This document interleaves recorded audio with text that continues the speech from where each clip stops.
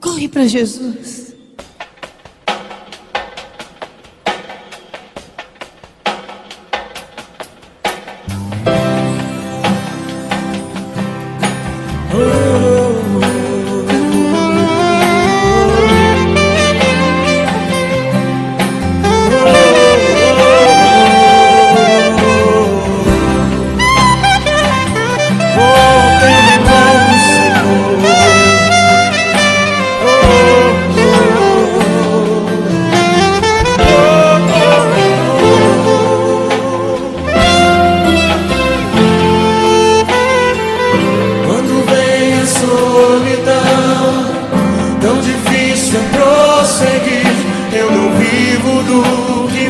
Ando pelo que alcancei de Senhor, ando pelo Espírito. Sei que tenho Ti, ó Pai, socorro bem presente. Eu sei que as Tuas mãos são sobre mim. A Ti, para os Teus braços, Teus braços, Teus braços.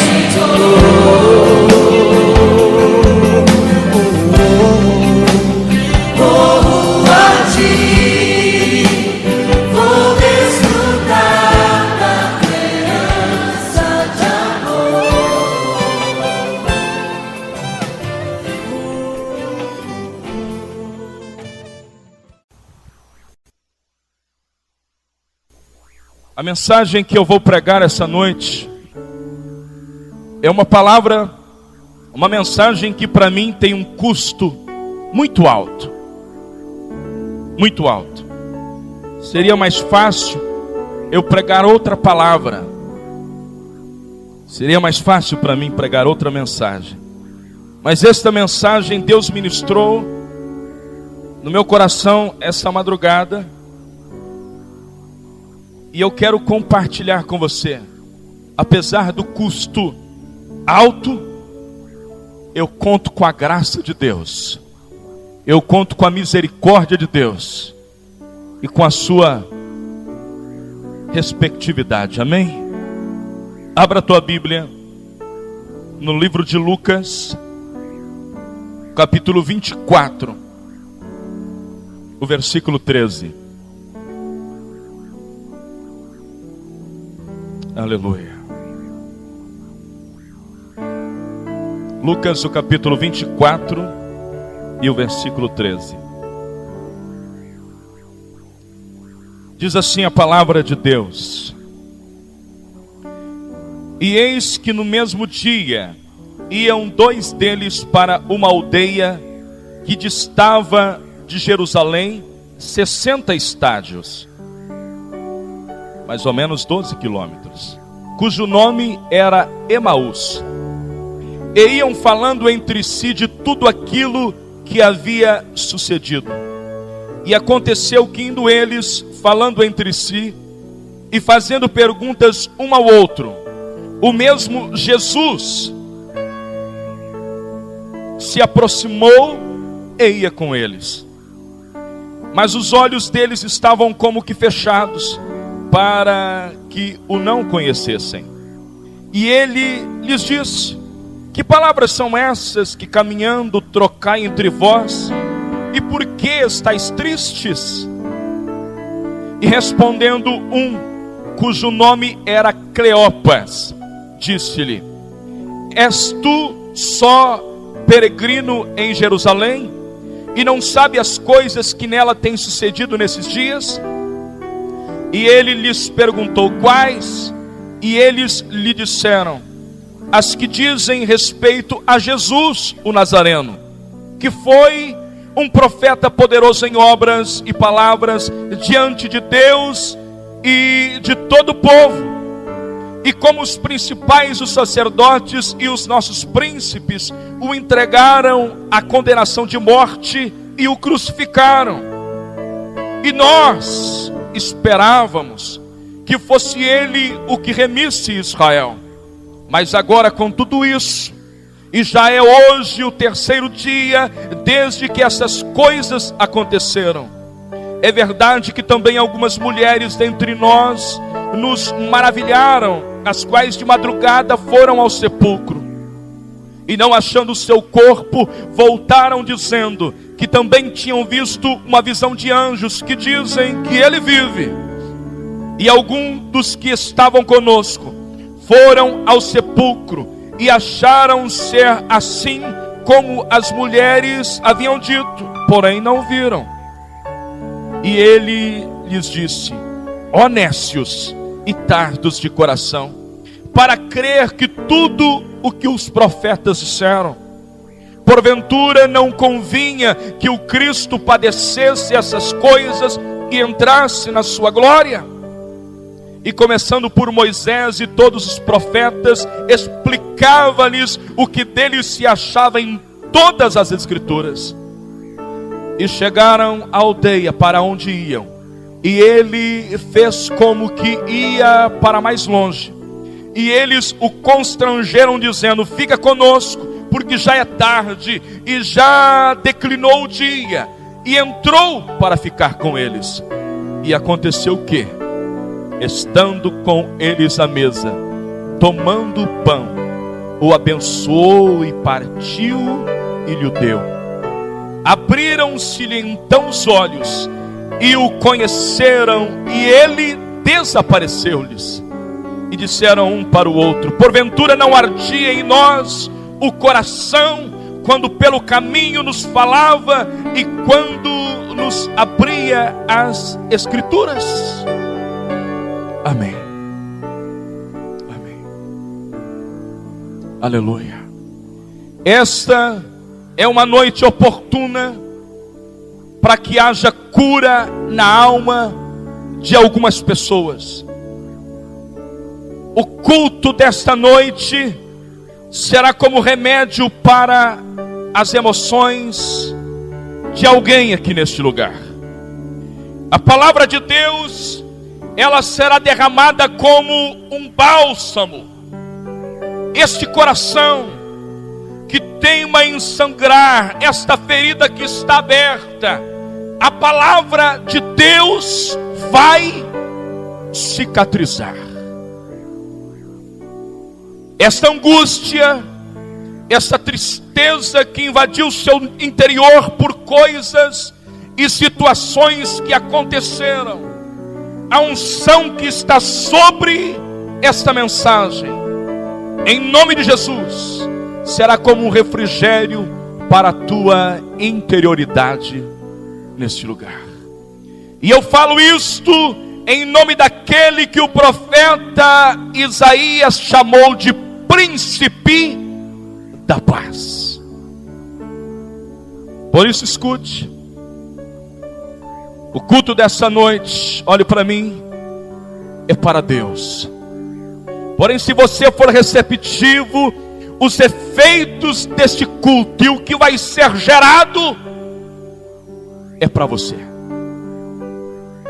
O texto que lemos relata a história de dois discípulos de Jesus que eram da cidade de Emaús.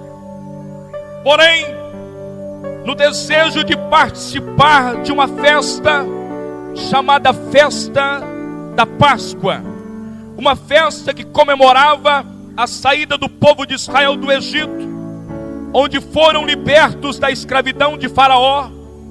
E esta festa começava no sábado, ao pôr do sol, de tardezinha. E estes moradores e seguidores de Jesus, esses dois, estavam em Jerusalém para os 7 dias de festa. E qual não foi a surpresa negativa deste evento festivo? O Jesus que eles amavam, o Messias que eles acreditavam ser o libertador da nação de Israel, havia acabado de morrer. Na forma mais humilhante, morto em uma cruz. E decepcionados, decidem não mais continuar na festa em Jerusalém. A festa não tinha mais graça, a música não alegrava, a dança não encantava. Na verdade, estavam sem motivos para a festa. Afinal, aquele em quem depositaram suas esperanças e expectativas de se ter um país melhor havia morrido. E ainda no segundo dia da festa, decidem retornar para a sua cidade. Pois bem, enquanto caminhavam, Cleopas, um deles, conversava com seu amigo sobre o episódio triste da festa. O texto diz que iam se perguntando entre si: mas por quê? Mas não era ele? Ele curou tanta gente, ele libertou pessoas. Lá em Betânia, ele ressuscitou a Lázaro. E outro dizia: é verdade, e ele já estava de 4 dias. Mas não era ele o libertador? Eu não acredito. Era esse o teor da conversa daqueles 2 discípulos. Isaías e os demais profetas profetizaram que o Messias, descendente de Davi, seria o Cristo, e o seu reinado seria eterno, mas ele morreu. De repente, o próprio Cristo, o motivo da conversa, o tema daquele diálogo frustrante se aproxima, e como um terceiro elemento naquele diálogo, ainda um desconhecido viajante chega mais perto e pergunta: o que é que vocês estão conversando? Do que é que vocês estão falando? Que assunto é este? Eu percebo que vocês estão tristes. Eu percebo que o semblante de vocês está abatido. Jesus, o próprio Jesus, interessante que eles estavam falando de Jesus. O próprio Jesus se aproxima e eles não o reconhecem. Estavam falando de Jesus. O Jesus se aproxima, o Cristo, conversa com eles e eles não reconhecem quem era. Eu quero pregar essa noite, ministrar a sua alma sobre o tema: um coração frustrado, amargurado, de alma triste, não consegue ver. Não consegue ver. Perceba que de Jerusalém a Emaús eram aproximadamente 12 quilômetros. O texto não precisa, mas podemos imaginar, se Jesus os encontrou pela metade do caminho, pela metade do percurso, logo Jesus os encontrou no 6º quilômetro. Imaginemos, Jesus então esteve com eles por aproximadamente 1 hora, caminhando e conversando por 1 hora de caminhada. O texto segue dizendo que muito conversaram, mas estar com ele, caminhar com ele, dialogar com ele, não foi o suficiente para o reconhecê-lo. Por quê? Porque a alma estava abatida. A tristeza era maior do que o poder da percepção. Então, estavam, mas não ouviram. E de acordo com essa história, a primeira implicação, o primeiro resultado negativo dessa tristeza que faz estar, mas não ver. Primeira, perda da convicção. Veja comigo o versículo 19.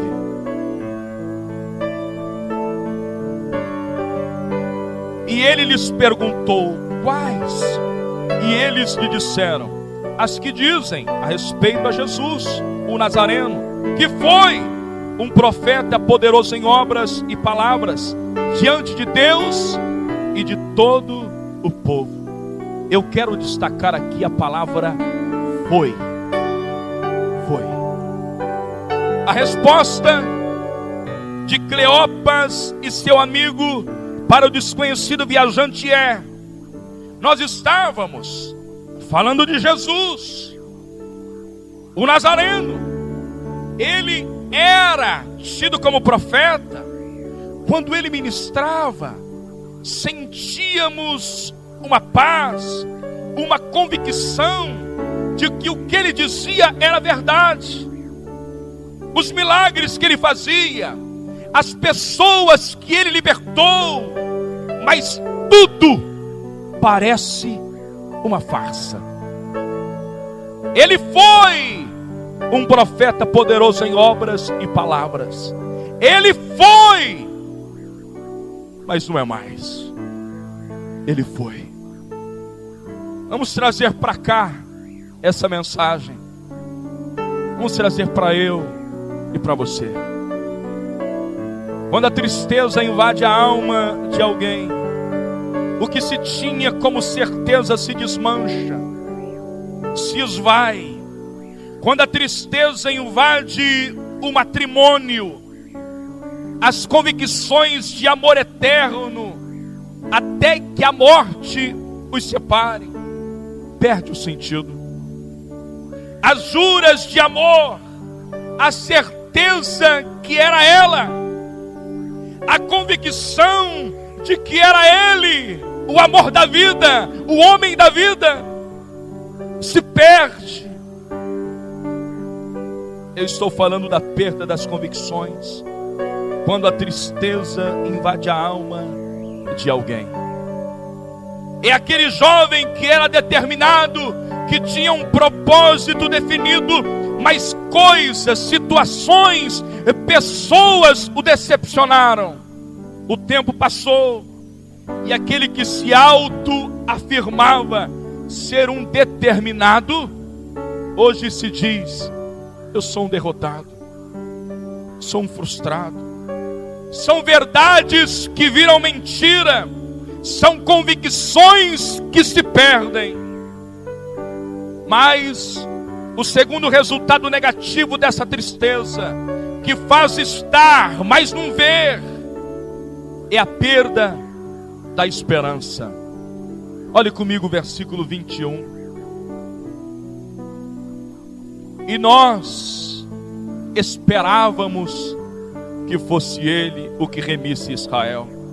Mas agora, com tudo isso, é já o terceiro dia desde que essas coisas aconteceram.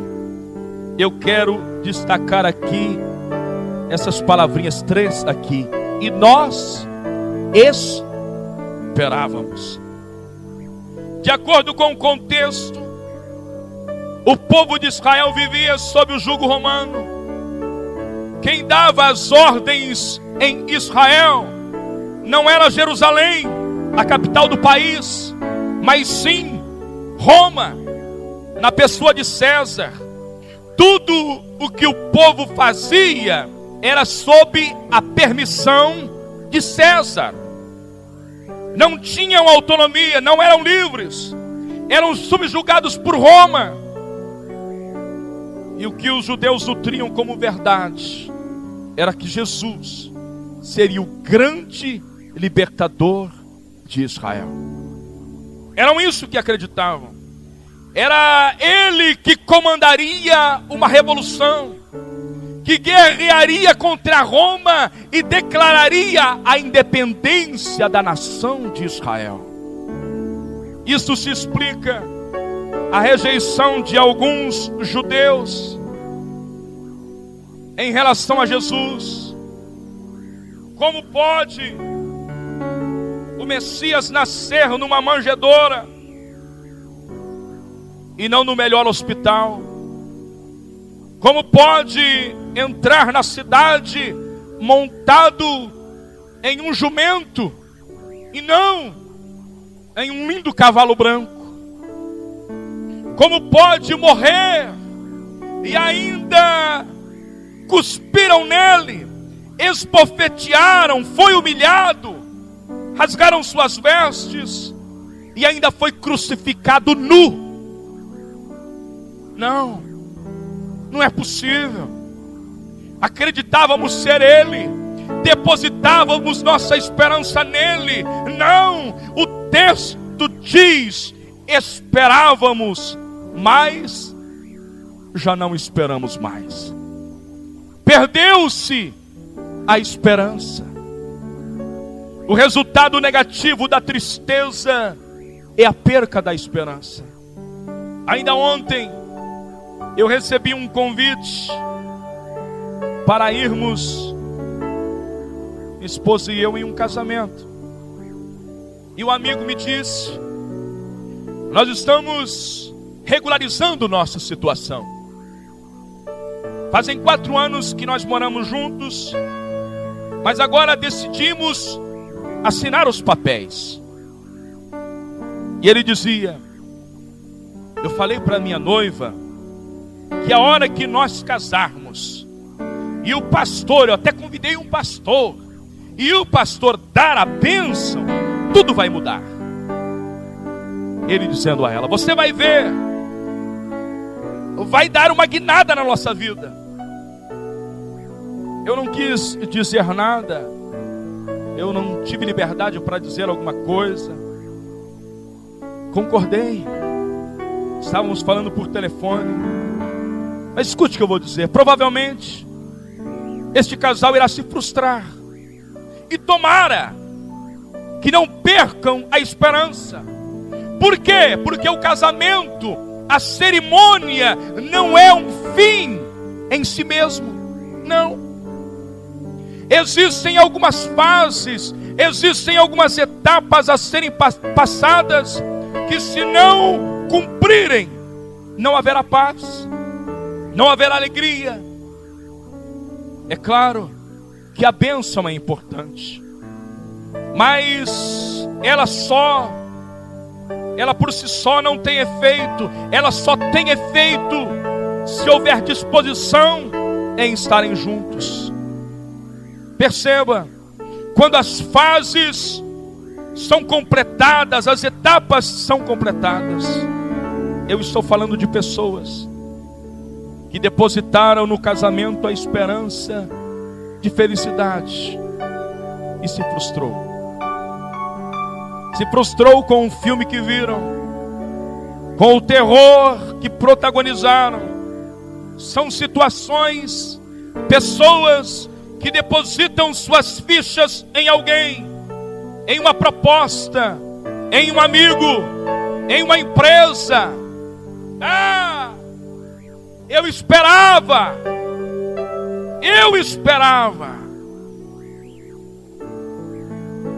Quando a tristeza invade a alma de alguém, se está, mas não vê, o terceiro resultado negativo é admitir-se como derrotado. Ainda no versículo 21, o texto que lemos, eu quero destacar, depois do ponto e vírgula, a frase: mas agora, com tudo isso, eles disseram: ó viajante, nós esperávamos ser ele o Cristo, o Messias, o libertador, mas como você está vendo, já é domingo. Morreu na sexta, já fazem 3 dias e já era. O que quero dizer é que na vida acontecem derrotas, acontecem. A gente perde às vezes porque erramos, porque não agimos bem e perdemos. Também perdemos porque o inimigo, Satanás, pode tirar de nós o que valorizamos, como no caso de Jó. Ainda que por um tempo e por permissão de Deus, Satanás fez Jó perder os seus bens, seus filhos. E às vezes perdemos porque o próprio Deus nos tira, nos arranca algo para o nosso bem.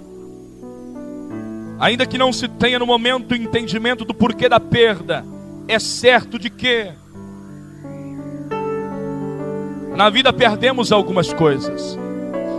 Porém, quando a tristeza é muita, admite-se a derrota e fica por isso mesmo. Olha, como diz o texto, mas agora, com tudo isso, você está vendo? A minha família já acabou, já era, solidão, meu emprego perdi, vou passar fome, meus sonhos, meus projetos engavetei, agora não dá mais. Mais que vencedor, é isso. Eu sou mais que perdedor. Já fazem 3 dias e nada. Já faz um mês e nada. Já faz 1 ano, 2 anos, 3 anos e nada. Você quer saber? Derrotado sou, não dá mais. Admite-se a derrota como verdade. Mas vamos lá. Quando a tristeza invade a alma e se está, mas não vê, o quarto resultado negativo é: as evidências são insuficientes. O versículo 22 e 23 fala sobre isso. Quando registra que as mulheres viram, alguns amigos viram, na conversa disseram: é verdade que algumas mulheres foram no sepulcro e o túmulo estava vazio. Outros amigos nossos também foram ao túmulo e comprovaram que o túmulo está vazio. Falaram isso para vocês? Falaram. E não foi uma pessoa só, não.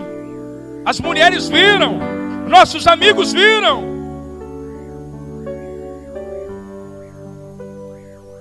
E essas evidências, esses relatos não são suficientes? Não.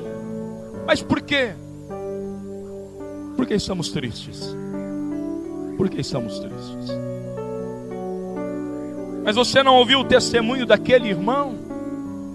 Ei, mas você não ouviu o milagre que aquela irmã recebeu? Você não lembra daquele testemunho? E aquela situação que é parecida com a sua, e Deus agiu, reverteu o quadro. Estas evidências não estão servindo.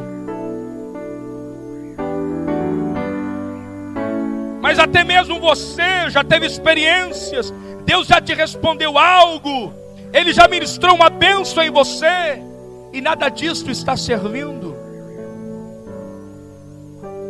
Isso não serve para você dar a volta por cima. Quando a tristeza invade a alma de alguém, as evidências dos outros e nem as delas são suficientes.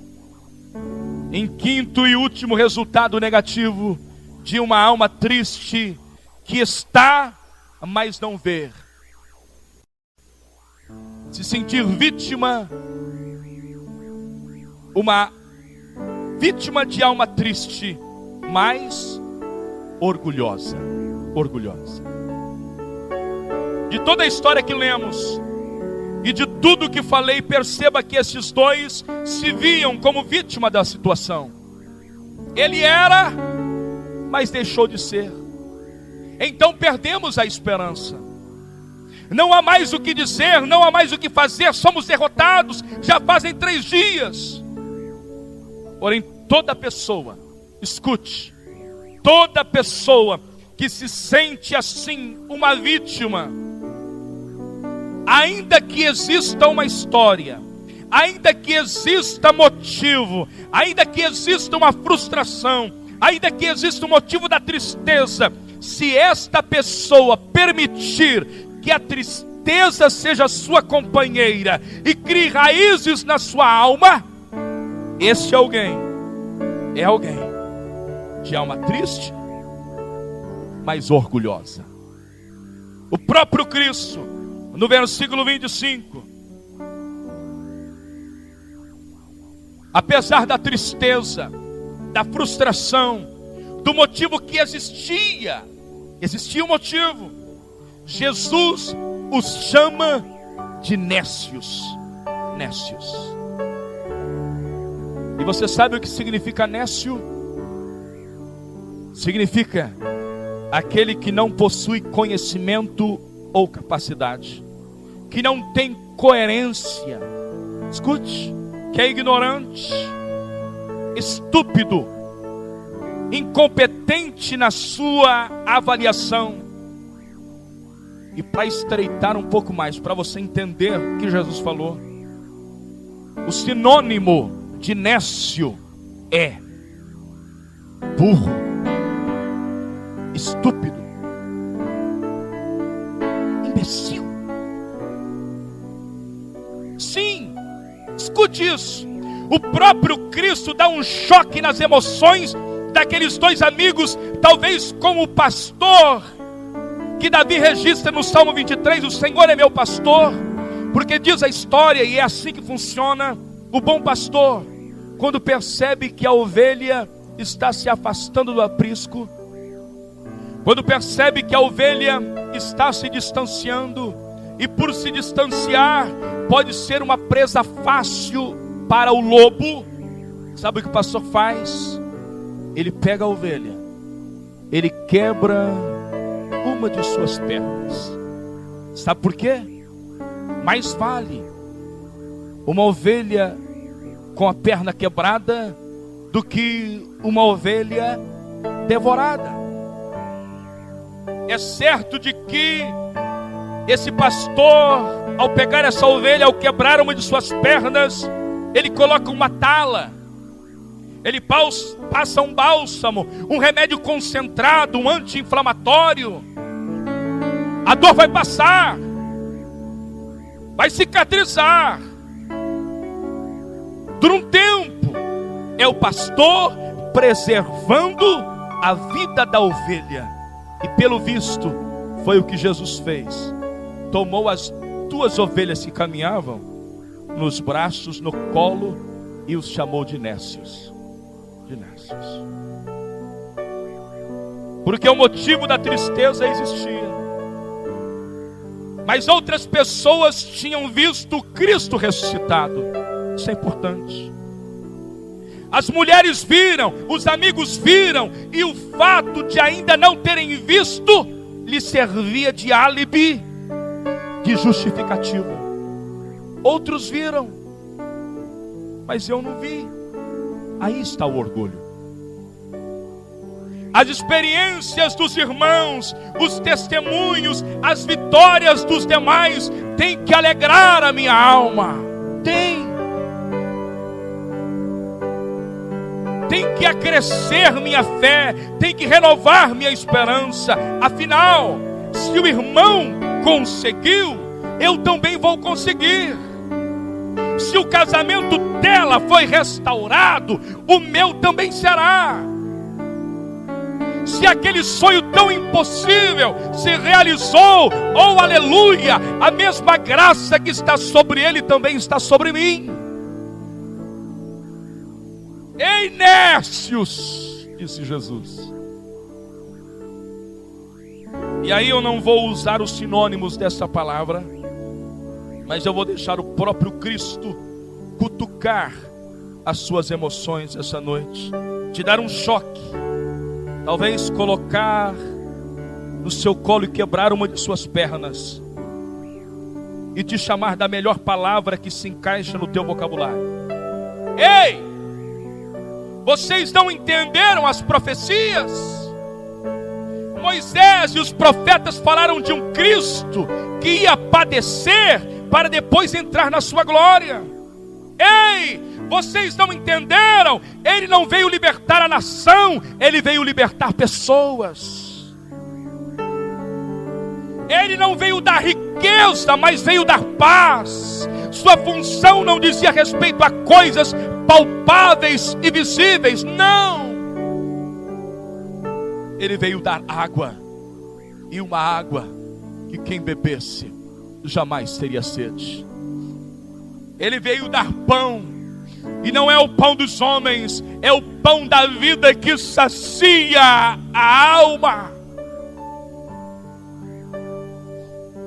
Ele não veio dar coisas terrenas, ele veio dar o céu. Ei, nécios! Vocês ainda não entenderam? Olha o texto, olha o versículo na tela.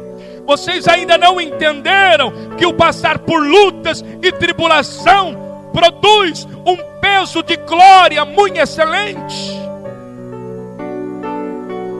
Ei! A tribulação produz perseverança, e a perseverança, experiência, e a experiência, esperança. Ei, não desista, agora estou prestes a ir pelo caminho de toda a terra. Vocês sabem, lá no fundo do coração e da alma, que nenhuma das boas promessas que o Senhor seu Deus fez deixou de cumprir-se. Todas se cumpriram, nenhuma delas falhou. Ei, a promessa: o meu Deus suprirá todas as necessidades de vocês, de acordo com as suas gloriosas riquezas em Cristo Jesus. O profeta Isaías alertou: e sejam firmes na promessa, confiando em Deus. Isto vai gerar em vocês paz na alma. Paz na alma. Então, finalmente chegam em Emaús, e Jesus fez menção de continuar a jornada e prosseguir. E Cleopas observa que já finda o dia, então diz: amigo, ô amigo, fica aqui em casa. A noite já está findando. Posa aqui em casa essa noite. Fica aqui conosco, amigo. Esse até então desconhecido diz: eu vou ficar. Viaje comigo na história. Imagine esta cena: se aproximando de casa, e aqueles dois homens, Cleopas, um amigo, e o desconhecido viajante, apresentam-lhe a porta. E ao entrar na porta, Cleopas chama a sua esposa e diz: meu bem, eu estou cansado, andei 12 quilômetros, prepara para a gente um pão, um lanche da tarde, prepara para nós. Ei, desconhecido viajante, vem cá, fica à vontade em casa, a casa é sua. E de repente ele se aproxima, e a mesa está posta, e Cleopas, o dono da casa, ele diz assim: olha, eu percebi que você conhecia muito das Escrituras, eu percebi que você entendia, então por favor, ore por nós, agradeça pelo pão, mas por favor, me desculpe. Eu estou tão triste ainda, eu estou tão amargurado ainda, que eu nem perguntei o seu nome. Aí ele diz assim, o desconhecido ainda: olha, eu vou apresentar o pão já está à mesa, eu vou apresentar o pão, e depois eu me apresento. Eu vou orar pelo pão, eu vou partir, depois eu falo quem sou. Depois eu conto de mim. Aleluia. E aquele desconhecido ele pega o pão e levanta aquele pão. E Cleopas, o dono da casa, quando vê aquilo, parece que ele já viu aquela cena antes. Ele, não, peraí, não é possível. Esse jeito parece que eu conheço. A forma de pegar este pão, parece que eu já vi isso. A mente de Cleopas vai lá naquela cena onde a multidão estava com fome e um jovem chega com 5 pães e 2 peixinhos, e Jesus pega o pão e levanta e apresenta para a multiplicação. E Cleopas olha aquilo, não é possível. Não é possível que é ele. Não é possível que é ele. Esse jeito peculiar, essa voz, esse jeito de falar, não é possível que é ele. Talvez a mente dele se lembrou da ceia da semana passada, da última ceia, quando Jesus levantou o pão e disse: esse é o meu corpo que é partido por vós. Ele olhou aquilo e falou: não é possível. Não é possível. Não é possível, eu conheço esse jeito. Eu conheço essa forma de apresentar. Eu conheço esse jeito de falar. E Cleopas olha para o seu amigo, e os dois em uma só voz erguem e gritam: é Jesus! Ele está vivo! Ele está vivo! E o melhor, ele está em casa. Ele está em casa. Eu quero dizer para você que esta mensagem é para você que sofre com um acontecimento. Essa mensagem é para você que fez a tristeza a sua companheira, ou a companheira, a tristeza fez de você sua companhia. Eu não sei o que aflige a sua alma. Eu não sei o que angustia o teu coração.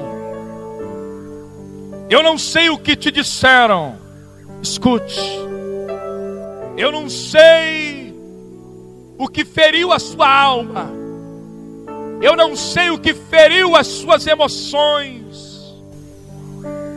Mas eu vim dizer para você essa noite que Jesus está vivo. Que Jesus está vivo. E pelo fato dele estar vivo, ele pode renovar as suas emoções. E o fato dele estar vivo, ele pode renovar as esperanças.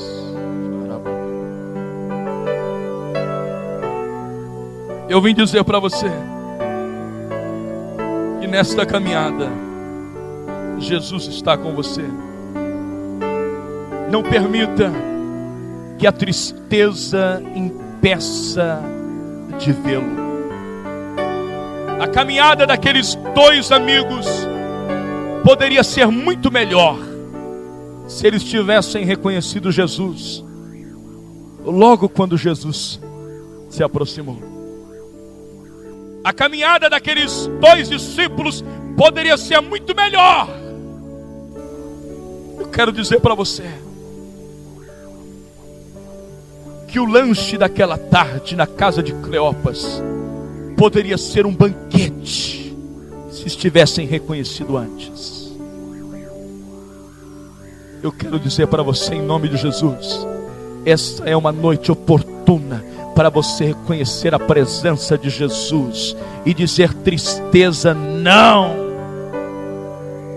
Tristeza você não vai mais impedir de vê-lo, você não vai mais impedi-lo de reconhecê-lo. As promessas, aquilo que ele falou, ainda está de pé. Nós vamos orar por você. O nosso pastor vai orar por você.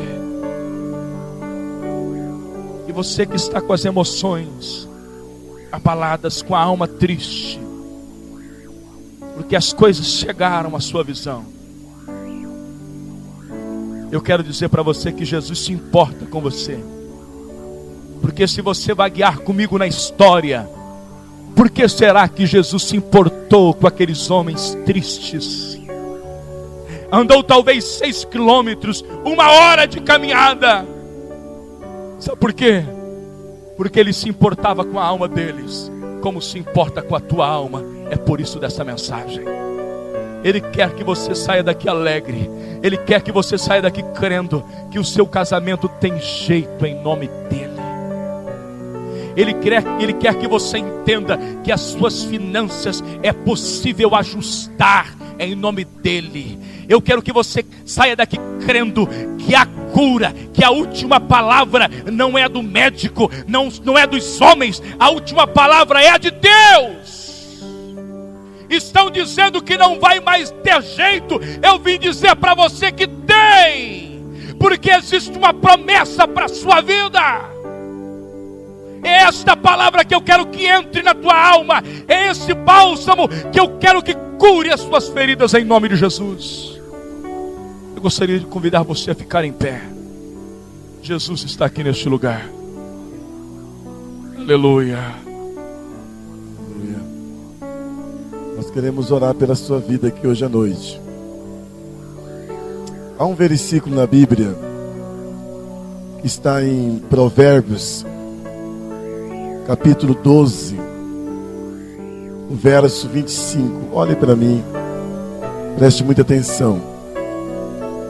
O salmista, aliás, o sábio Salomão, ele diz que a ansiedade na alma de alguém o abate, mas a boa palavra o alegra. Que boa palavra é esta? É a palavra de Deus. Diga comigo, palavra de Deus.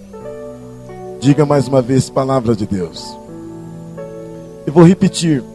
A ansiedade na alma de um homem o abate, mas a palavra de Deus, ela gera alegria. Os homens hoje estão procurando palavras, sim ou não? Aqui ou acolá. Eles estão procurando alternativas, estão procurando meios, não é? Estão procurando respostas, entretenimento. Eles estão procurando soluções em vários lugares. Mas o que pode gerar alegria na alma de alguém é a palavra de Deus. É somente a palavra de Deus. Somente a palavra de Deus.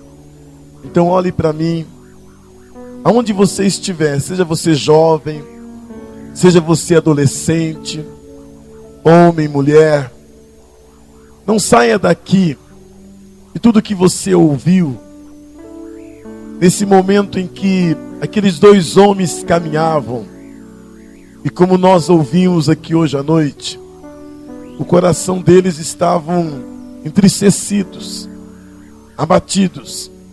Mas quando há uma receptividade na palavra de Deus, não que não vai ter luta, não que não vai ter adversidades, não que não vai ter problema, mas a palavra de Deus vai gerar graça na nossa vida. Amém ou não? Só a palavra de Deus. Só a palavra de Deus. Então deixa a palavra de Deus ser verdade na sua vida. Deixa a palavra de Deus ser realidade na sua vida. Quantos estão aqui hoje à noite? Tem Bíblia na sua casa? Levante a sua mão. Tem Bíblia na sua casa? E diga comigo, esta palavra, ela pode gerar alegria na minha vida. Aleluia. Amém. Deus está aqui.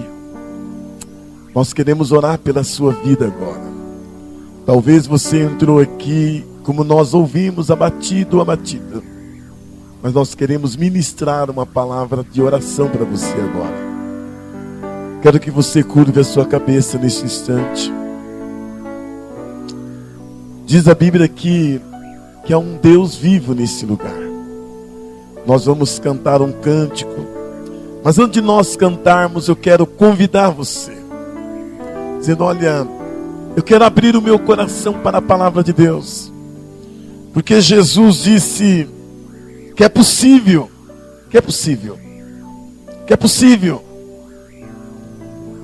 A ansiedade o abate, mas a boa palavra alegra a alma. A boa palavra não é o pastor, não é uma igreja, não são homens, mas é a palavra de Deus. Você crê que Ele pode fazer isso na sua vida aqui hoje à noite? Você crê que Ele pode fazer isso na sua vida? Coloque a mão no teu coração agora.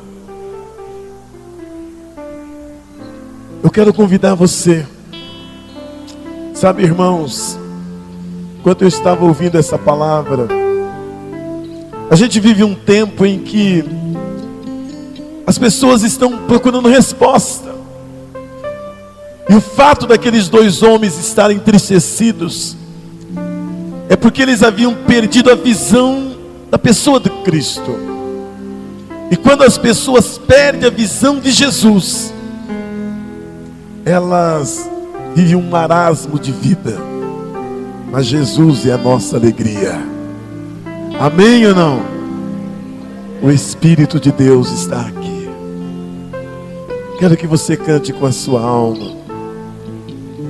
Cante com o seu coração e diga: Deus, eu estou aqui. Tem alguém que está nesse lugar, triste, abatido, angustiado, como aqueles dois homens no caminho de Emaús. Caminhos de Emaús não é um fim, mas é o começo de uma nova história. Caminho de Emaús não é o término de uma realidade, mas é o começo de um novo tempo. Nós queremos orar por você. Deixe as suas mãos erguidas.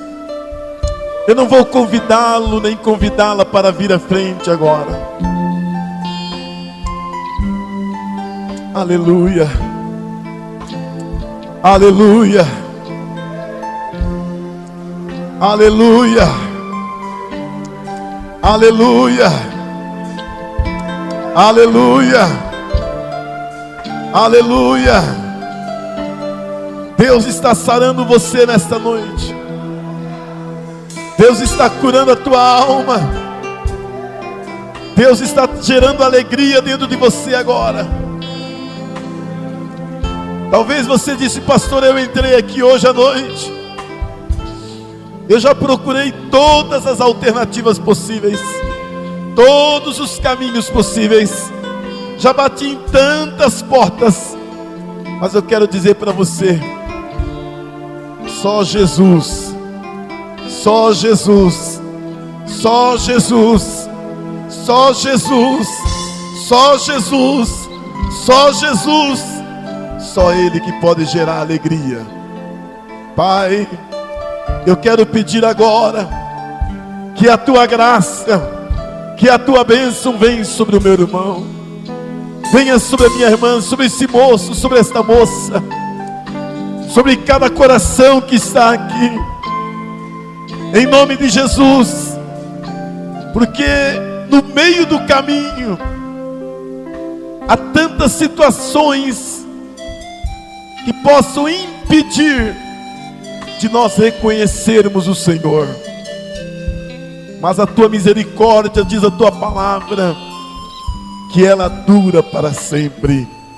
E hoje à noite eu quero pedir que a tua graça seja sobre o meu irmão e a minha irmã, em nome de Jesus. Levante a sua mão assim, ó. Diga comigo: somente. Diga bem forte, diga: somente a palavra de Deus, ela tem o poder de gerar no meu interior a alegria, para que eu possa ver e reconhecer Jesus Cristo.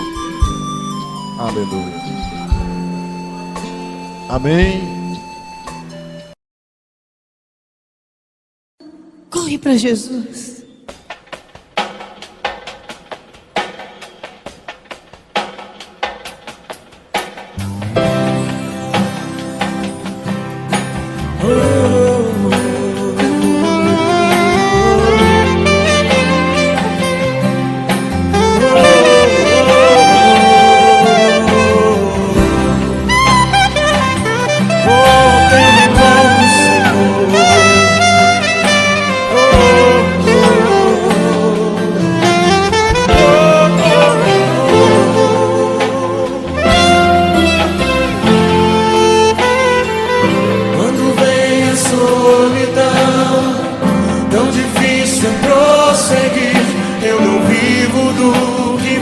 Ando pelo cal, cansei de Senhor, pelo Espírito.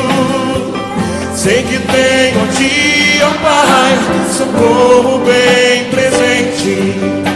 Eu sei que as Tuas mãos são sobre mim. A Ti, para os Teus braços, os Teus braços, os Teus braços.